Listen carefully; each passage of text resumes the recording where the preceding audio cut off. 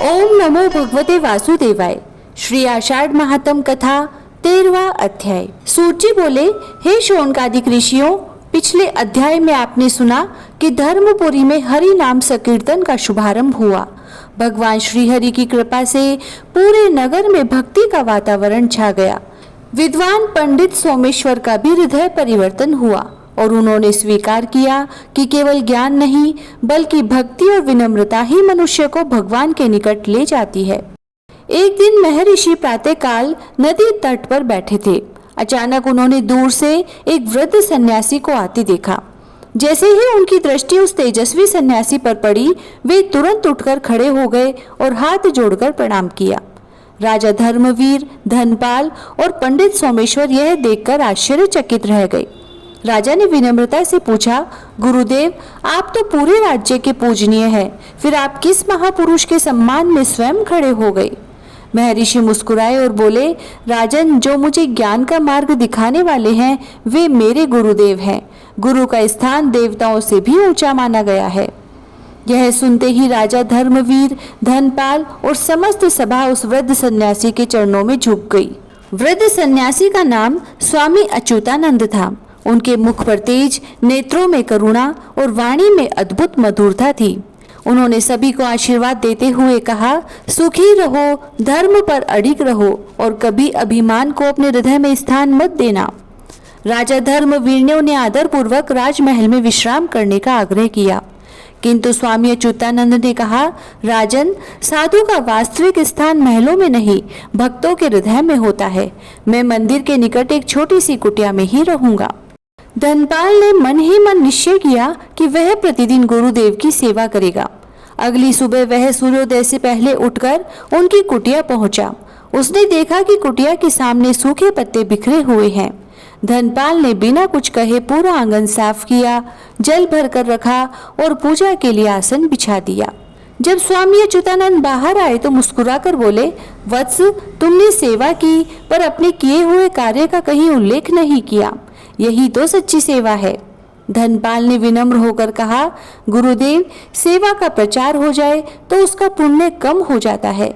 मैं तो इसे अपना सौभाग्य मानता हूँ। यह सुन स्वामी अच्युतानंद ने प्रसन्न होकर उसे आशीर्वाद दिया और उसके सिर पर हाथ रखा। इतने में पंडित सोमेश्वर भी गुरुदेव से मिलने पहुंच गए। पंडित सोमेश्वर ने पूछा, गुरुदेव, क्या गुरु सेवा करने से वास्तव में भगवान की कृपा शीघ्र प्राप्त होती है? स्वामी अच्युतानंद बोले, पंडितवर, गुरु वह दीपक है जो अज्ञान के अंधकार को दूर करते हैं। जो गुरु के बताए मार्ग पर श्रद्धा से चलता है, उसके जीवन में भगवान का प्रकाश स्वयं उतर आता है। फिर उन्होंने एक सुंदर उपमा दी।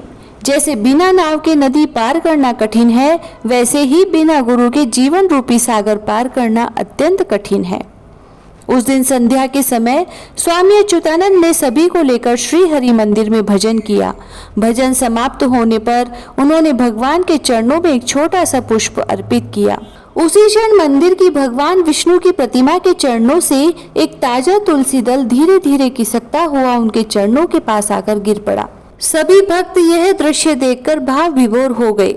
तब महर्षि ने कहा, यह भगवान श्री हरि का संकेत है कि वे गुरु भक्ति से अत्यंत प्रसन्न है। स्वामी अच्युतानंद ने तुरंत वह तुलसी दल उठाया और अपने पास रखने की बजाय भगवान के चरणों में पुनः अर्पित कर दिया। उन्होंने कहा, जो कुछ मिलता है वह भगवान का है। साधु कभी अपने लिए सम्मान या चमत्कार नहीं रखता। यह सुनकर उपस्थित सभी लोगों की आंखें नम हो गई। राजा धर्मवीर ने उस दिन घोषणा की, आषाढ़ मास के शेष दिनों में प्रतिदिन प्रातः 1 घंटा सत्संग होगा। राज्य का प्रत्येक नागरिक, चाहे वह धनी हो या निर्धन, यदि समय मिले तो भगवान की कथा और संतों का उपदेश अवश्य सुने। पूरा धर्मपुरी जय श्री हरि के जय घोष से गूंज उठा।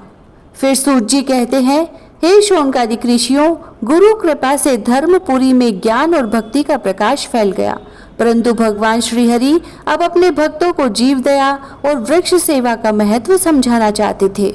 उसी रात एक प्रचंड आंधी चली। कई पुराने वृक्ष टूट गए और अनेक पक्षियों के घोंसले नष्ट हो गए। प्रातःकाल जब धनपाल ने यह दृश्य देखा तो उसका हृदय द्रवित हो उठा। वह तुरंत महर्षि के पास पहुंचा और बोला, गुरुदेव, क्या केवल मनुष्यों की ही नहीं, वृक्षों और पक्षियों की सेवा भी धर्म है? महर्षि मुस्कुराए, वत्स, यही तो भगवान श्री हरि की अगली शिक्षा है। हे मुनियों, अगले अध्याय में मैं वृक्ष सेवा और जीव दया की दिव्य कथा सुनाऊंगा। इति श्री आषाढ़ महात्म्ये त्रयोदशोऽध्याय संपूर्णः। जय श्री राधे।